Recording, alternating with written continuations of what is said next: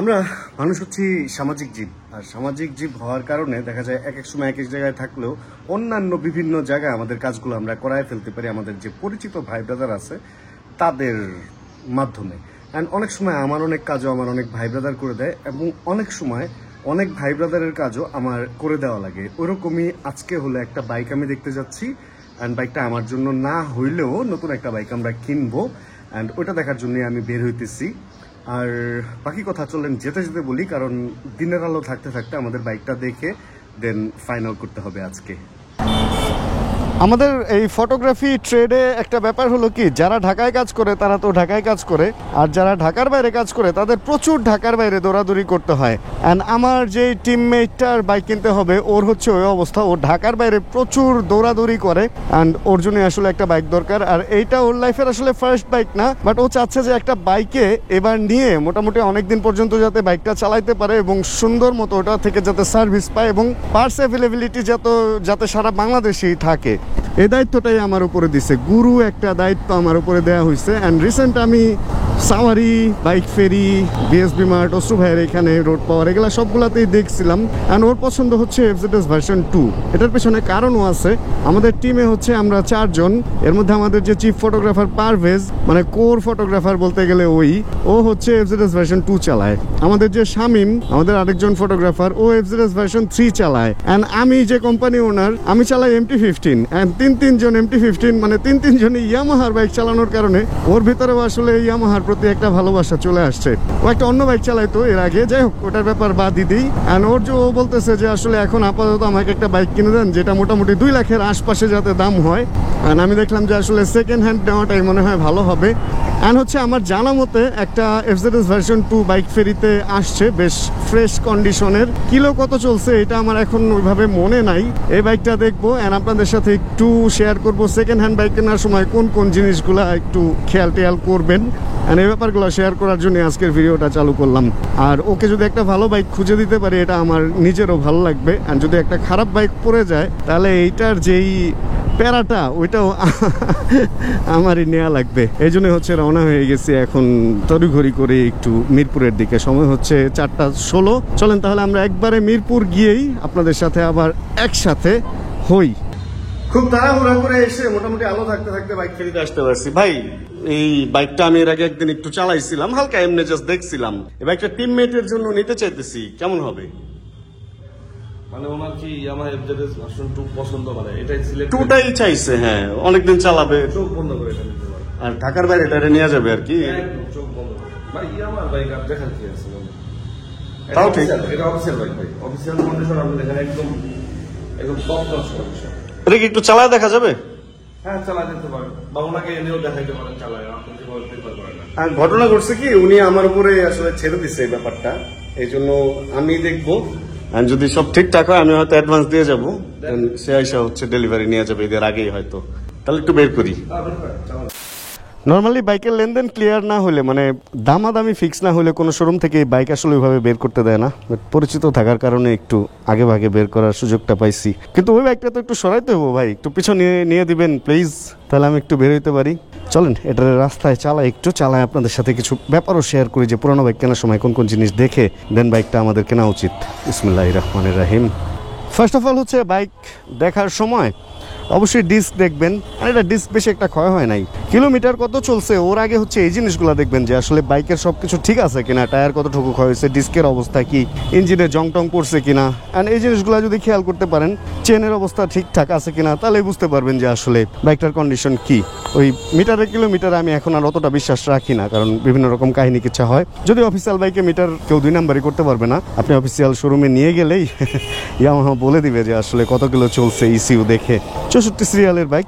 আর আমরা তো জানি আসলে এই বাইকটা হচ্ছে বাংলাদেশের প্রথম এফআই বাইক। 2016-তে সম্ভবত এই বাইকটা প্রথম আসে এফআই হয়ে, যদিও 2010-11-র দিকে আমি এটার প্রথম ভার্সনটা চালাইছিলাম, তখন এফআই আসতো না। বাট এই বাইকটা 2016-তে একটা রিভলিউশন বাংলাদেশের জন্য, প্রথম এফআই বাইক। অ্যান্ড এখন তো আসলে আমরা বাইক এফআই বলতেই, মানে বাইক বলতেই এফআই বুঝি, কিন্তু ওই একটা সময় ছিল যখন আসলে এফআই টেকনোলজি এই সেই, অ্যান্ড এরাই মোটামুটি প্রথম এফআই এনে ওটার সার্ভিসও দিতে পারছিল।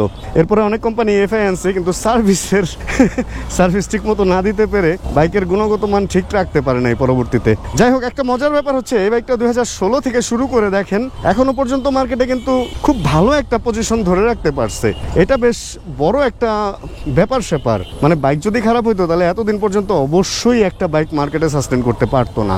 16 থেকে এখনো পর্যন্ত মানুষ এই বাইকটা নতুন তো কিনতেছেই, মানে সেকেন্ড হ্যান্ড মার্কেটেও এটার চাহিদা দেখেন। আমার ছোট ভাইটা, আমার টিমমেটটা এটাই তার লাগবে, তাহলে এটার চাহিদাটা চিন্তা করেন। রিসেন্ট আমি এই বাইকের একটা রিভিউ করছিলাম যে এটা এই যে ইকো মোড আছে, এই লাইটটা নর্মালি অন্য কোনো বাইকে আমরা দেখি না বা এরকম কিছু এরকম একটা ভিডিও বানাইছিলাম। যাই হোক, ওটা যারা দেখেন নাই দেখে নিয়েন। অ্যান্ড ক্লাস টাচ সবকিছু ঠিকই আছে। আর আমার ওই ছোট ভাইটা হলো ঢাকার বাইরে বেশি চালাবে, তো এখন একটা ব্যাপার কি জানেন, আপনি যদি কোনো অফিসিয়াল বাইক কিনেন ওটার সার্ভিস সেন্টার যদি সারা বাংলাদেশে না থাকে এটা একটা বড় ধরনের সমস্যা।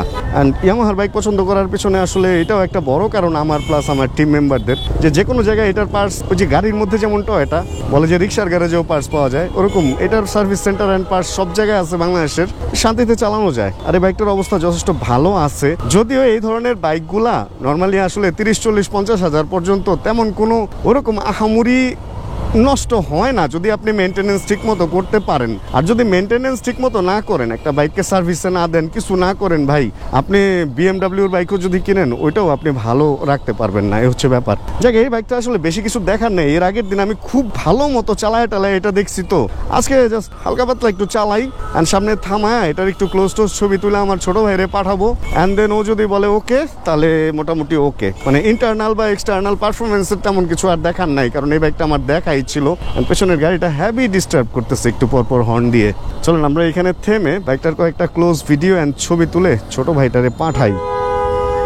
এফজেডএস যে আপনাদের শুরুতেই বলতেছিলাম, অনেক আগে থেকে এফজেডএস চালাই ভাই। এই বাইকটা কারা পছন্দ করে জানেন? যারা হচ্ছে রেগুলার চাকরি বাকরি করবে বা টুকটাক মাঝে মধ্যে ট্যুর করবে, মানে এক বাইকের মধ্যে যদি সকল মজা কেউ খুঁজতে চায় তাহলে আমার মনে হয় তার জন্য হচ্ছে এই বাইকটা ভালো একটা পছন্দ হইতে পারে। আরেকটা কথা বলা ঠিক হবে কিনা ভাই, একটু ভিডিও করতে করতে বলি। আরেকটা কথা হচ্ছে, অনেকে অনেক কিছুই বলবে এই বাইকগুলাকে নিয়ে, ইয়ামাহার বাইক বিশেষ করে, আদা রসুন ময়দা চিনি এই সেই লবণ মরিচ, বাট খেয়াল করে দেখবেন সে হোক বা তার ফ্যামিলির অন্য কেউ হোক বা যাই হোক, যখন বাইক কিনবে তখন কিন্তু সে আসলে ওই ইয়ামাহাটাই কিনে। এটা খেয়াল করছেন কিনা? যত খারাপ বলুক আর যাই বলুক, কিনতে গেলে লাস্টে গিয়ে ভিডিও করা শেষ, ছোট ভাইরে পাঠায় দিব। এটা কিনতে গেলে মানে কেনার সময় লাস্টে গিয়ে ওই ইয়ামাহার বাইকই কিনে, কারণ ভাই যখন নির্ভরতা চায় তখন একটা ভালো ব্র্যান্ডের বাইকই কেনা লাগে। আমি বলতেছি না যে একদম ইয়ামাহাই সব বাংলাদেশের, আরও অনেক ভালো ব্র্যান্ড আছে, বাট নির্ভরতা মানে একটা ব্যাপার আছে, ওই ব্যাপারটা এটার মধ্যে আছে। জ্যামে পড়ে গেলাম রে। আচ্ছা চলেন, এটারে আর বেশিক্ষণ চালাবো না, আমার মোটামুটি সব দেখা শেষ। এখন জাস্ট গিয়ে দাম দোস্তরটা ফাইনাল করে ফেলি। মোটামুটি দেখেন এই যে ভাই ব্রাদার সব এইখানে শোরুম বন্ধ করে দিতেছে, এখানে বন্ধ করে দিতেছে দিনের আলোতে, কারণ হচ্ছে আমরা সবাই এখন ইফতার করতে যাব। আর এটা ফাইনাল করে ফেলছি। আমি হলো ছোট্ট একটা অ্যামাউন্ট আমি জাস্ট এখানে এখন অ্যাডভান্স করে দিয়ে যেতেছি। আর এরপরে হচ্ছে আমার যে ছোট ভাই, ও এসে হচ্ছে এই বাইকটা ডেলিভারি নিবে, কারণ নিজের বাইক নিজে ডেলিভারি নেওয়ার মধ্যে একটা ব্যাপার আছে। আর অ্যাডভান্স দেওয়া থাকলে হচ্ছে কি বাইকটা ওনারা আর সেল করবে না, এটা ওনারা রাইখা দিবে আর কি, যে নিবে তার জন্য। এখন এরপরে যদি যে ও যখন বাইকটা নিতে আসবে তখন যদি আমিও থাকি ফ্রি, তাহলে একসাথে ইনশাআল্লাহ এই ভিডিওটা আপনাদেরকে দেখাবো। তাহলে এখান থেকে বেরোয় যাই, চলেন ইফতার করতে যাই। আর ভালো লাগতেছে যে একটা নতুন বাইক আমাদের ফ্যামিলিতে, একটা এফজেডএস ভার্সন 2 আবার নতুন করে অ্যাড হইলো। ভাই সব বন্ধ করে দিতেছে, চলেন বেরোই।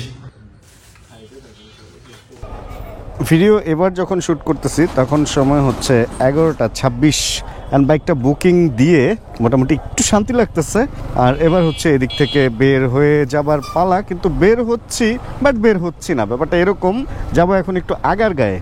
অনেক তো কাজ টাজ হইলো, অনেক কিছুই হইলো, আড্ডা হয়েছে টুকটাক, বাট কিছু আড্ডা এখনো পর্যন্ত একটু বাকি রয়ে গেছে, যেটা হচ্ছে আমাদের রাতের আড্ডা। ওইটা এখন দেওয়ার জন্য যাব হচ্ছে আগার গায়ের সেই টুপি চত্বর, অ্যান্ড ওইখানে একটা ভরপুর আড্ডা দিয়ে তারপরে হয়তো আমরা একবারে রওনা হয়ে যাব আবার উত্তরা, এরকমটাই প্ল্যান আছে।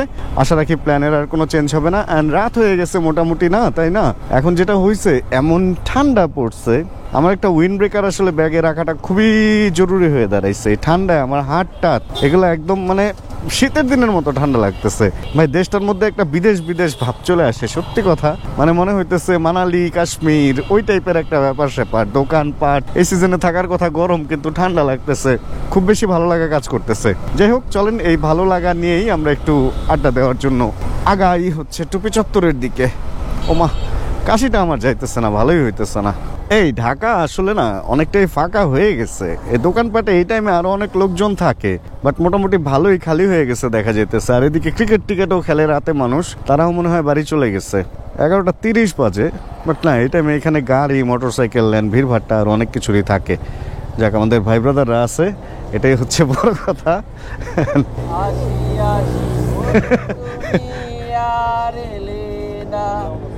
সমস্যা কি, গানটা গাচ্ছি তো।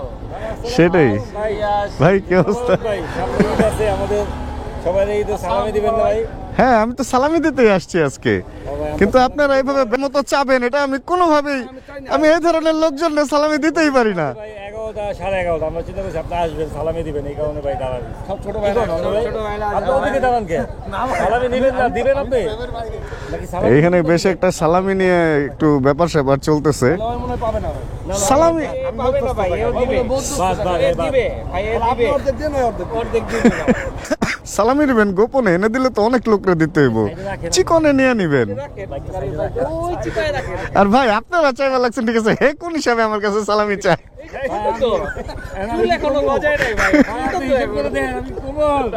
এটা কোন, এটা নিয়ে কোনো সমস্যা নাই।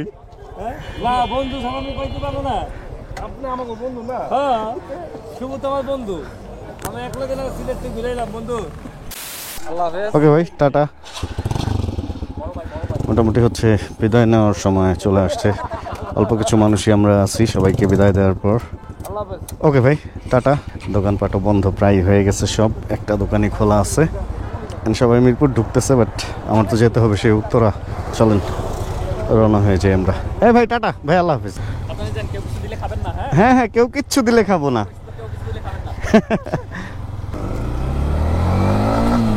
শেষ রাতে আড্ডা দিয়ে উত্তরায় ফেরার এই রাইডটা আমি আসলে খুব বেশি এনজয় করি, এই জন্য একটু চেষ্টা করি এদিক থেকে রাতে বের হওয়ার। 12:24 হচ্ছে এদিক থেকে আমি বের হইতেছি। অ্যান্ড শুধু আমি না, এদিকে যারা বিজনেস করছে দেখেন, তারাও ভ্যানে করে দোকান নিয়ে এদিক থেকে রওনা হয়ে যাইতেছে। যাই হোক, মোটামুটি যাওয়ার রাস্তা হচ্ছে বেশ অন্ধকার। ভিডিও করার মতো তেমন কোনো রাস্তা পাবো বলে আমার মনে হচ্ছে না। তাহলে আজকের ভিডিও থেকে এখানেই বিদায় নিয়ে নিই। হোপ রাখতেছি এই ভিডিওটা আপনাদের ভালো লাগছে। যদি ভিডিও ভালো লাগে, প্লিজ একটা লাইক দিয়ে দিন ভিডিওতে। যদি চ্যানেলে নতুন হন, প্লিজ সাবস্ক্রাইব করে আমাদের ফ্যামিলি মেম্বার হয়ে যান। জানাবেন কে কোন জায়গা থেকে ভিডিও দেখছেন। অ্যান্ড যতক্ষণ পরবর্তী ভিডিও নিয়ে আবার আমি না আসতেছি, ততক্ষণ ইনশাআল্লাহ আমরা থাকবো ভালো, আমরা থাকবো সুস্থ এবং করতে থাকবো চিল, ইনশাআল্লাহ।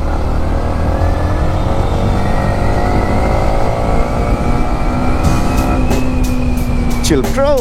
Check the mic and make sure it sound right, boys.